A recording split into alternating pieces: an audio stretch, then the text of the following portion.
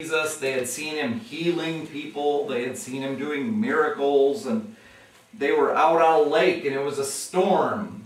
And the storm got really bad. And they thought that they were going to go down. Now, these were fishermen, right? They were used to being out in storms. So if they thought that they were going to drown, it must have been pretty bad, because they probably had been in some pretty bad stuff in their life. But they were out there. They were afraid that it was going to go down. And they woke up Jesus and said they were afraid. It said they were afraid and woke him up and said, aren't you worried? Aren't you concerned? Aren't you concerned that we're going to die? And Jesus stood up and he said to the waves and the wind, "Be still." And suddenly the winds and the waves died down. And then it says the disciples were terrified. They had been afraid because they thought they were going to drown.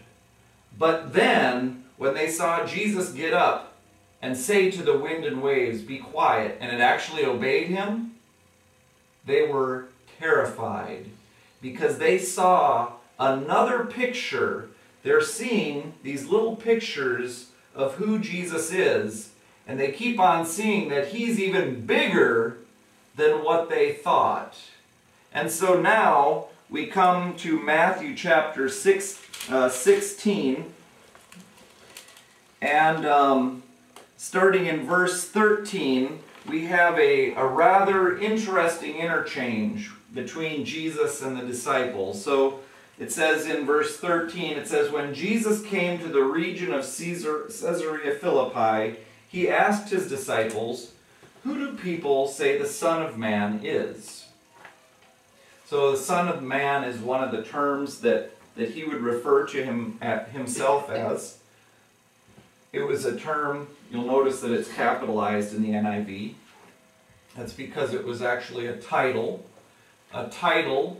Going back to the book of Jeremiah, that prophesied about the Son of Man.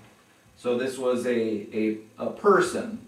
So that's why it capitalizes that, the Son of Man. And Jesus took that title that was a reference to the prophet Jeremiah. He took that for himself. And he says, "Who do people say the Son of Man is?"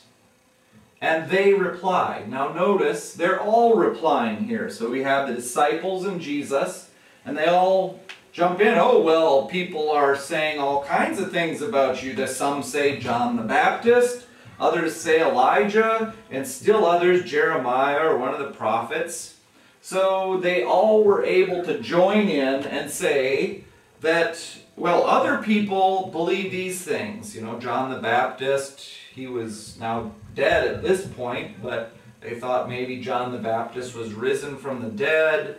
Elijah, because Elijah was a prophet who did lots of miracles and signs, and Jeremiah, one of the prophets. And then Jesus says, "But what about you? Who do you say that I am?" Now notice that now not everybody's jumping in. It doesn't say that they all replied, "Who do you say that I am?" There was probably a pause. And Peter, who was one of those more impulsive and spoke his mind and was out there kind of a guy, he says, "Simon Peter answered, 'You are the Christ, the Son of the living God.'" Peter had an amazing revelation at that point. And Jesus replied to him, "Blessed are you, Simon, son of Jonah, for this was not revealed to you by man, but by my Father in heaven. And I tell you that you are Peter." So at this point, Jesus gives him a new name. Peter means rock. And so Jesus said, "Blessed are you, Simon, son of Jonah." That was not something, people didn't tell you that, but God revealed this to you. That in fact, he is the Messiah. That is the anointed one, the one that the Jewish people were waiting for all of these years. And not only that, but he is the Son of the living God.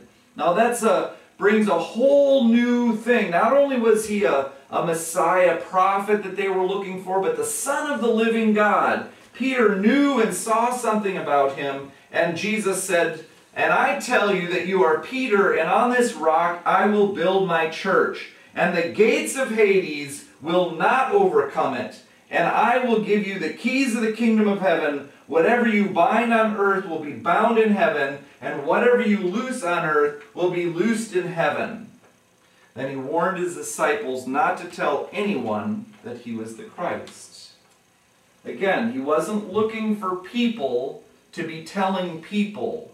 He was looking for God to make a revelation into people's hearts and lives, just like he had done for Peter.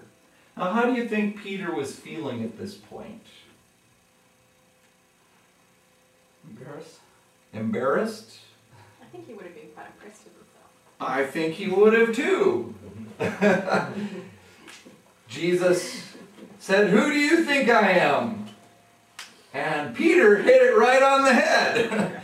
Not only did he get it right, but he said, "Blessed are you, because man didn't reveal this to you." Peter's probably, woo! Good job, Peter. Yeah, whew. Feeling good. You know, back from those days when he first started following him.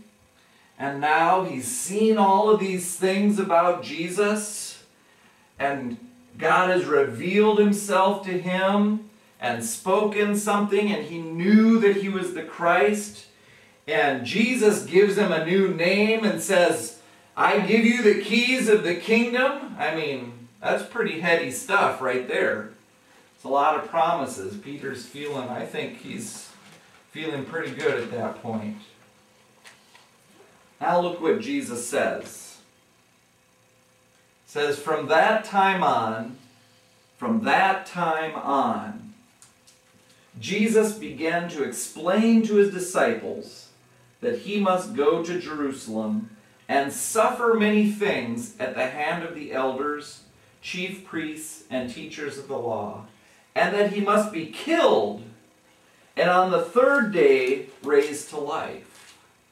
So Peter had just had this amazing revelation that was God. I got it.